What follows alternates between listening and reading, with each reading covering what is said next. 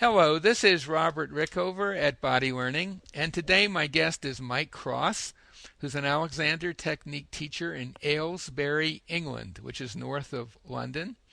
And we're going to discuss today the whole question of how the Alexander Technique can be useful for working with children. This is an area that I personally, I don't have a huge amount of experience with, but Mike has, I think, done more work in this area than I have, and we're going to just talk about how, well, if you're a parent, what would be a reason for sending your child to an Alexander Technique teacher, for example? Do you want to address that question?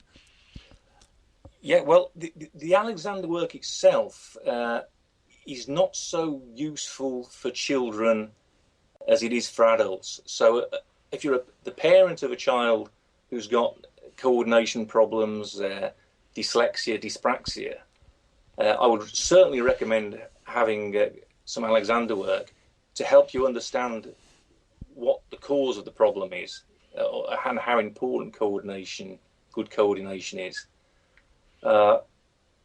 So that as a parent, you know what it is that you're wanting to help your kid with, really. For children themselves, we use movement more, Robert. Mm-hmm. So for adults, the Alexander work is a question of saying no to your reaction to certain ideas and certain stimuli, and thinking out what we call giving directions, thinking out how you want to use yourself in a new way, and then finally going into movement. That part is important. So it's thinking and then going into movement. With children, the movement is really all important. So it's difficult to get them to say no and to think in such a considered way. But by doing certain movements, especially very slowly, that can help their coordination and development. What could you provide an example of something along those lines? Yeah. The really important movement that many children don't do is crawling on their hands and knees. That's if we're talking about children from 6 months after birth or onwards. Before that, in the first 6 months, what's really important, and Jennifer Callow picked this up on the interview that you did with her, Robert, is spending time on the tummy. Children don't spend enough time on their tummy because of the fear of cot deaths. Yes, and that's the point. And the interview was one with Jennifer Kello, which is also a podcast earlier on. And she makes the point that the fear in the States, it's called SIDS, I guess, sudden infant death syndrome. Yeah, death syndrome. Yeah, a big issue in the States, and the Pediatric Society here has basically told parents not to let kids sleep on their stomach because of the dangers of that. And whether or not, to me, that sounds a little like maybe missing the point, but I'm not a baby expert. But the fact is that a lot of parents will not let their babies lie on their stomach. So Jennifer came up with some suggestions of how to compensate for that. And I think Jennifer is in the medical profession, so yes, she has to be very careful. Very careful, about what she says. But I haven't got any position anywhere, so I'm quite at liberty to say that advice that not to put babies on their tummy is rubbish. Babies should go on their tummy and do spend lots of time on their tummy, making the movements which are necessary if they're going to inhibit, if they're going to let the brain get control of certain primitive reflexes with which a baby is born. So I should explain what a reflex is. A reflex is an automatic, stereotypical response to a stimulus. It could be any stimulus. A very important one is the panic reflex.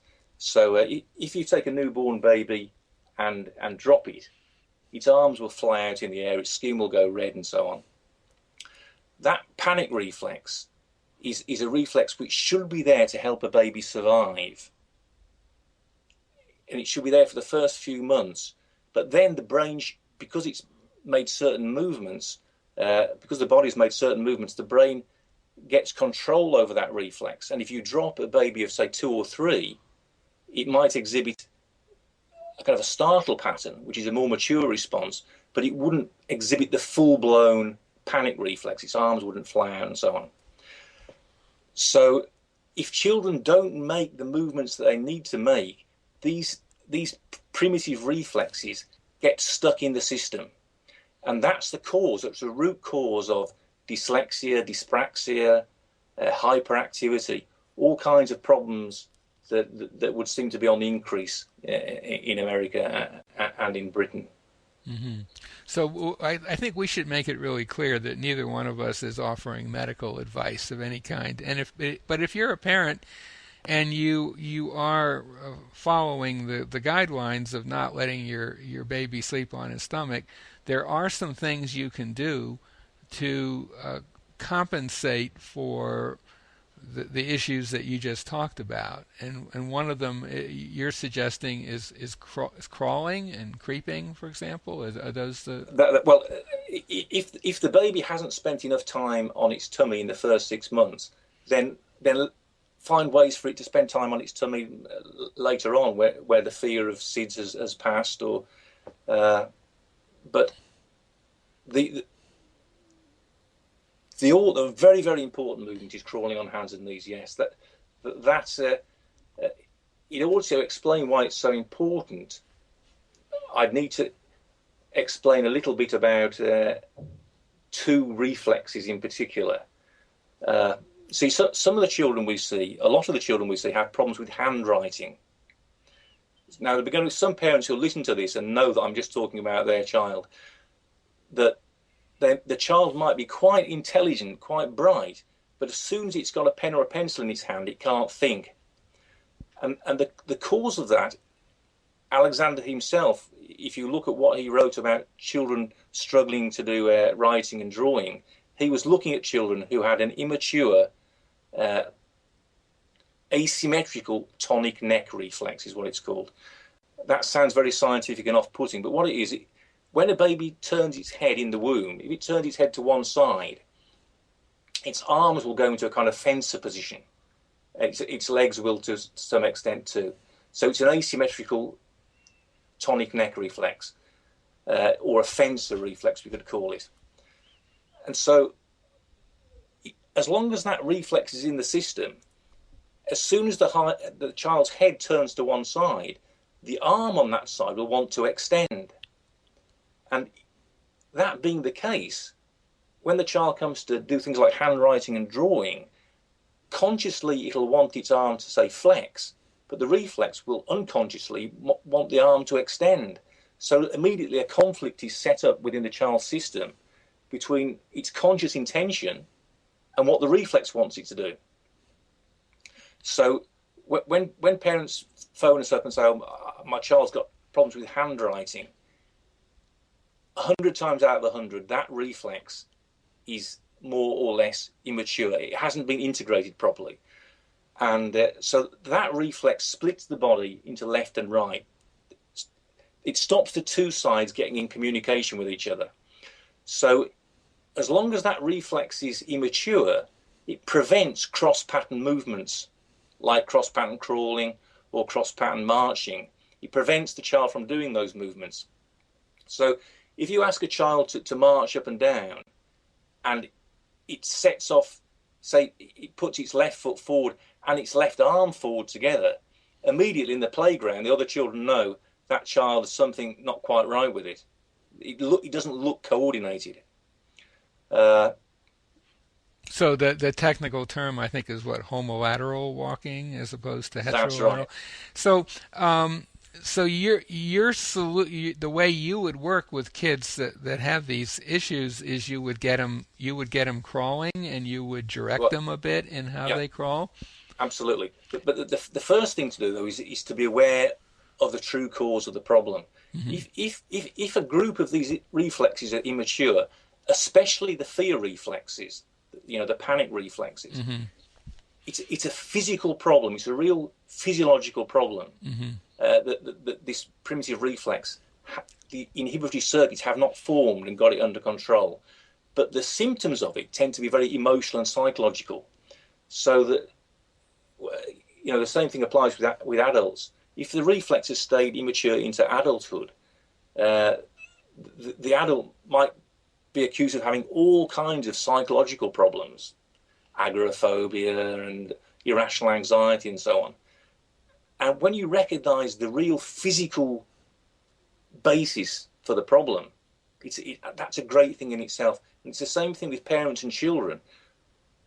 When you understand, like the handwriting reflex I was talking about, when you understand what's causing the problem, it makes your response a lot more enlightened to it. So Alexander talked about this, that if a child's got a problem with handwriting, it's no use saying, don't grip the pen so hard, or, sit up straight and put your head like so-and-so. What's required is what Alexander called coordination on a general basis. And part of that will be crawling on hands and knees, or doing movements on the tummy, or doing things to retrain the balance mechanisms of the inner ear. But it's Alexander's insight is what would come the first thing, to understand the cause of the problem, and then being reticent, reluctant to sort of dive in and try and change it without having really understood what the cause is. Okay. Now, I want to get back to a parent listening to this who might identify with the kind of symptoms that you've described, could see that in their kid. Do you have any suggestions that they might have for working on their own with their kid, or do you think they should take the kid to, I don't know, an Alexander teacher, or what would be your advice? Most Alexander teachers wouldn't really know, wouldn't really understand the problem as I'm describing it. So I was interested with what Jennifer said when you asked her about working with babies. She said she really worked with the parents, and the parents had a good influence on the children. Right. So is the takeaway message then that if you're a parent and your child is exhibiting those kind of behaviors, that maybe the first thing you should do is take some lessons yourself? Well, the first thing you should do really is not intervene to make things worse in your efforts to make things better. Like don't tell your child not to grip the pen so tightly. That's right. Because that's not going to accomplish anything useful. Exactly. Okay. Try to understand the real basis of the problem. And Alexander lessons could help with that. Certainly, Alexander lessons would help you not do what Alexander called end gaining, which means going directly for the target that you have in mind before you've really understood what the problem in a broader sense. And when we work with children, say from 7, 8, 9-year-olds, a big part of the problem is getting the mother usually not to look for a magic solution. That's what mothers want. They just want to fix my child's problem. And it's very, very difficult in the past we've tried saying, we want you as a parent to have Alexander lessons so you'll understand the whole process, but it actually doesn't work because they're not motivated to learn the Alexander. That's just us, forcing them into a path they're not necessarily inclined to go down. But what I would recommend a parent to do in the first instance is get the right information. And if people look on my webpage, there's a bibliography on that. The books of Sally Goddard Blythe are very, very good to explain how the immature primitive reflexes cause the problems that children with poor coordination have. Let me give you another example, Robert. And I've talked about the reflex that splits the body from side to side. Another movement reflex that crawling on hands and knees helps with is a reflex that splits the body from top to bottom, which is the cat sit reflex. The baby usually exhibits after between about 6 and 7 months after it's been born. What happens with that is the baby looks up, its neck extends, and when the neck extends, the arms extend and the hips and knees flex, so the baby goes into the cat sit position. Or the other way around, if the neck flexes, the arms flex and the hips and knees extend, so the baby kind of does a bridge with its bottom sticking in the air. Now, if the baby doesn't crawl on its hands and knees for long enough, that reflex will get stuck in an immature form in the system, so that when the child is sitting at its desk at school, if it looks down at its notebook and its neck flexes, the hips and knees automatically will extend, and so the reflex will cause the child to stand up. Without any volition on the child's part, the reflex makes the child stand up. And so the teacher will say, stop being an ants in the pants, sit down. Or because the child has stood up, he might think, well, I better justify my having stood up and ask if he can go to the toilet or go and sharpen his pencil. And so then the child's behaviour is liable to be interpreted as being disruptive, or he's an awkward child. If people don't recognise that the reflex, a physical reflex, is causing the problem, then the response won't be appropriate. So again, my advice would be, first of all, before you start trying to fix anything, understand really what's going on. Do some basic research, and we'll put a link to your site next to the interview, and on your site are some resources where parents can learn more about these reflex issues. But I want to get back to once, let's say a parent has done that research and has some understanding of the ideas, theoretically has an understanding of the ideas. What are some practical things that they can do to help the situation? Would one of them be to encourage their kid to do a bit of crawling? Absolutely. Get down absolutely. on the floor and say, that's right. Yeah, do some crawling. Yeah, I mean, so you've got to make it a game, of course. Yeah, I mean that's. So I'd say to you, Robert, I'm a lion and you're a giraffe, and so I'm going to be looking up at the giraffe. That caused me to stretch the neck out and stimulate the reflex, and then I would be crawling after you slowly and then fast. Then we'd switch around. I'd be the giraffe, you'd be the lion. That kind of, use your imagination to make crawling fun. So you want to do something that'll cause the rate of crawling to change from slow to fast to slow again? Yeah, the main thing is for them to crawl a lot. And it doesn't matter at varying speeds. Well, the varying speed isn't necessarily important, but generally the slow movements are very good for giving the brain a chance to build up the inhibitory circuits that sort the reflexes out. So slow movement is quite powerful. Movements against resistance is powerful. So that you can make it a trial of strength, whether the child is crawling forward, pushing against you, resisting, or even crawling backwards when you've got your hands on its bottom, pushing it the other way. But it's very difficult to just to describe it like this, because another aspect is how the child is crawling. And that's where the Alexander technique might come in, right?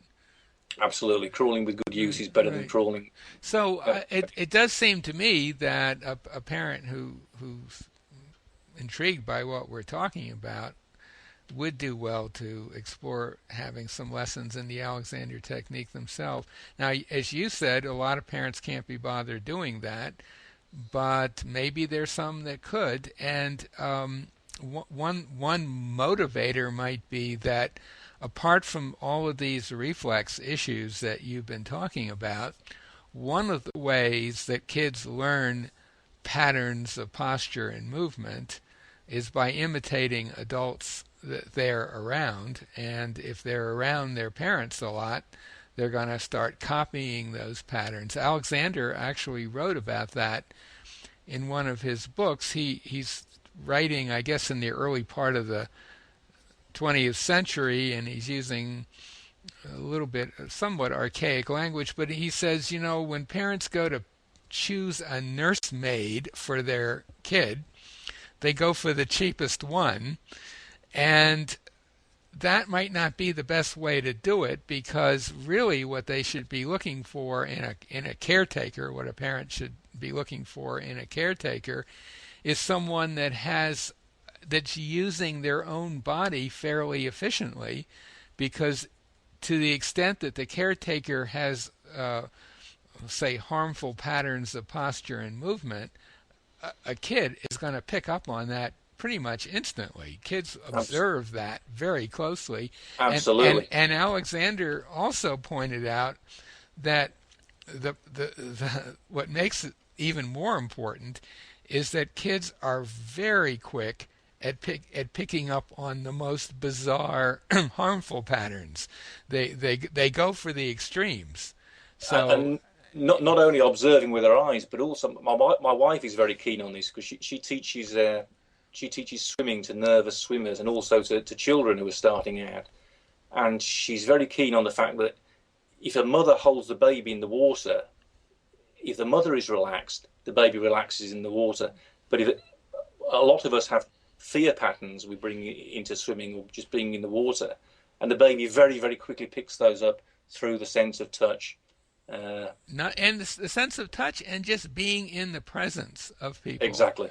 And there's a lot of mirror neuron type research now that sort of explains that.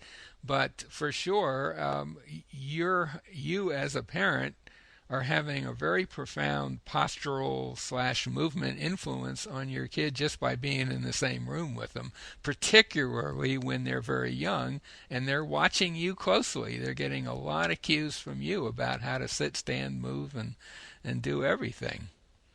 So maybe a good place. This might be a good place to kind of sum it up, that if you are a parent and your child seems to have some developmental issues of the kind we've been talking about, you might want to for sure go to Mike Cross's website, where he has some resources that will help educate you about what some of these problems are. And you might want to experiment with getting your child to do some crawling, as you've described. And if there's an Alexander teacher in your area, it would probably be pretty useful for you to have at least a few Alexander lessons. I think in most cases, it's probably not such a great idea to send your kid for Alexander lessons, because that's, from the kid's point of view, just another way of trying to fix me, and they're not likely to be terribly receptive to going to see another expert about their situation. But do you want to add any other specific suggestions to that for our listeners? Just to agree with what you said, Robert, the best thing the parent can do, I think, would be to not try, in the first instance, not to be too quick to try and put the problem right. Mm-hmm. Because that's likely just to increase the amount of extra tension, and it's almost certainly not going to work. It's about as useless as telling a kid to sit up straight, for example, which we've talked about in an earlier interview. It just doesn't work.